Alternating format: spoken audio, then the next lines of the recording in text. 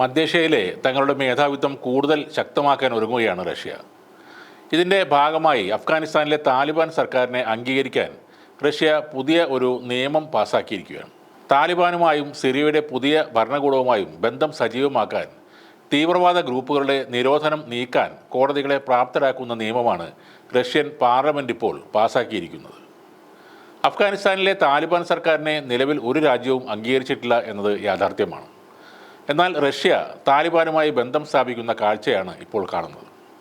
റഷ്യയിലെ നിരോധിത ഭീകര ഗ്രൂപ്പുകളുടെ പട്ടികയിൽ നിന്ന് സിറിയൻ ഗ്രൂപ്പായ HTSനെ നീക്കം ചെയ്യണമെന്ന് ചെച്നിയയുടെ നേതാവ് റംസാൻ കദിറോവ് ആവശ്യപ്പെട്ടതായും പറയുന്നുണ്ട്. സ്ഥിരത ഉറപ്പാക്കാനും മാനുഷിക ദുരന്തം തടയാനും പുതിയ സിറിയൻ അധികാരികളുമായി റഷ്യക്ക് ബന്ധം ആവശ്യമാണെന്ന് പുടിൻ്റെ അടുത്ത സഖ്യകക്ഷിയായ കദിറോവ് പറഞ്ഞു. സിറിയയിലെ ഒരു എയർഫീൽഡിൻ്റെയും നാവികത്താവളത്തിൻ്റെയും ഉപയോഗം നിലനിർത്താനും കൂടിയാണ് പുടിൻ്റെ ഈ വേറിട്ട നീക്കം. പുതിയ നിയമം അനുസരിച്ച് തീവ്രവാദവുമായി ബന്ധപ്പെട്ട പ്രവർത്തനം സംഘടന അവസാനിപ്പിച്ചാൽ ഭീകരവാദ സംഘടനയുടെ ലിസ്റ്റിൽ നിന്ന് താലിബാനെ നീക്കം ചെയ്യാം. 2003 ഫെബ്രുവരിയിൽ ലിസ്റ്റ് ചെയ്യപ്പെട്ട ഗ്രൂപ്പുകളുടെ ആദ്യ ബാച്ചിൽ താലിബാൻ ഉണ്ടായിരുന്നു. സിറിയയുടെ HTSനെ 2020 ഭീകര സംഘടനയുടെ ലിസ്റ്റിലാണ് ഉൾപ്പെടുത്തിയിരിക്കുന്നത്. അസദിൻ്റെ വീഴ്ചയോടെ റഷ്യക്ക് ഒരു പ്രധാന സഖ്യകക്ഷിയെയാണ് മധ്യേഷ്യയിൽ നിന്ന് നഷ്ടപ്പെട്ടിരിക്കുന്നത്.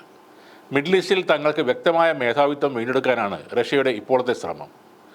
കൂടാതെ ജുലാനി രാസായുധങ്ങൾ ഉപയോഗിച്ചേക്കാമെന്ന് ചില രാജ്യങ്ങളെങ്കിലും ഭയപ്പെടുന്നുണ്ട്. അതുകൊണ്ട് തന്നെ അവരുമായുള്ള സഖ്യത്തിനാണ് ഇപ്പോൾ അമേരിക്ക, ഇസ്രയേൽ, റഷ്യ എന്നീ രാജ്യങ്ങൾ ശ്രമിച്ചുകൊണ്ടിരിക്കുന്നത്. നാവികത്താവളവും എയർബേസും റഷ്യക്ക് ലഭിച്ചത് 2015 അസദിൻ്റെ ഭരണത്തെ രക്ഷിക്കാൻ റഷ്യ സഹായിച്ചതിന് ശേഷമാണ്. കിഴക്കൻ മെഡിറ്ററേനിയനിൽ തങ്ങളുടെ സൈനിക ശക്തി ഉയർത്തിക്കാട്ടാനും അമേരിക്കൻ മേധാവിത്വത്തെ വെല്ലുവിളിക്കാനും റഷ്യ ഈ താവളങ്ങൾ ഉപയോഗിച്ചിട്ടുണ്ട്. സൗഹൃദ ഭരണം അവസാനിച്ചതോടെ റഷ്യയുടെ സൈനിക താവളത്തിന് നേരെ അമേരിക്ക ഭീഷണി ഉയർത്തുന്നതായി ചില റിപ്പോർട്ടുകളും വരുന്നുണ്ട്.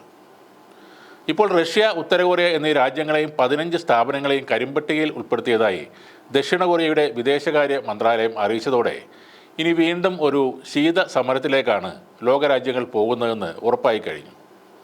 റഷ്യൻ പ്രതിരോധ സ്ഥാപനങ്ങൾ, ഷിപ്പിംഗ് കമ്പനികൾ, കൂടാതെ റഷ്യൻ ഊർജ്ജ കയറ്റുമതിയുമായി ബന്ധപ്പെട്ട 50ലധികം കപ്പലുകൾ എന്നിവയെ ഈ ഉപരോധം സാരമായി തന്നെ ബാധിക്കും. നിലവിലെ പ്രസിഡന്റ് ബൈഡൻ പദവിയിൽ നിന്നിറങ്ങാൻ ഏതാനും നാളുകൾ മാത്രമുള്ളപ്പോഴാണ് ഇപ്പോൾ റഷ്യക്കെതിരെ പ്രതികാര നടപടിയുമായി അമേരിക്കയും നാറ്റോ രാജ്യങ്ങളും വീണ്ടും രംഗത്ത് വന്നിരിക്കുന്നത്.